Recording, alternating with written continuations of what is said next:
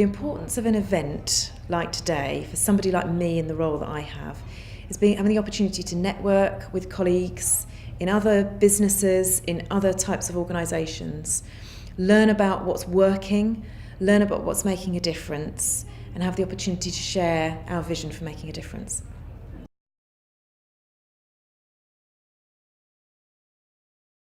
The Home Office as a business and as an organisation has a really, really important role to play in terms of diversity. And so making sure that our employees are fully inclusive and feel included and are representative is really, really important. We've had an agenda around improving various different aspects of diversity for many years, and we continue to work at it. We've had some really great successes in terms of female representation on our board, in terms of growing various network groups across our organisation, and it continues to be a challenge in terms of making sure that the numbers of people in various different representative groups are represented at all levels in the organisation. So that's one of our areas of focus. And that's not just about gender, it's not just about black and ethnic minority colleagues, it's also about people who might have different disability needs in the organisation, and the LGBT colleagues as well, and it's across all of those agendas. There's three things probably already from today that I would say have been impactful.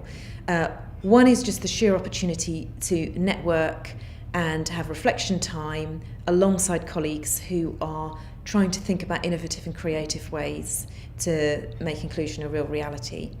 The second thing I would say in the last session that we had was a quote around diversity being a fact, inclusion being a choice.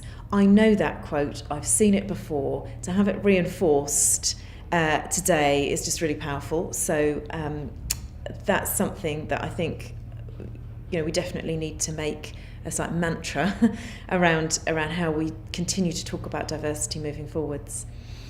I think the third one, again, is something that we're looking at, but it's very, very useful to have it reinforced, which is that in tackling diversity and inclusion and trying to make a real impact and a real sustainable difference, we need to look at this in two ways. One is the initiatives that we can continue to run and continue to innovate and continue to develop. And the other one is a focus on just core cultural elements of the organisation around individuals' self-insight and the impact that they have and that we have and we all have. So again, just reinforcing those things and having the chance to listen to real life examples of what other colleagues are doing is really helpful. I love that WIG involves people from all different sectors. It's really interesting that we might think that those challenges around inclusion are different, because in actual fact they're not.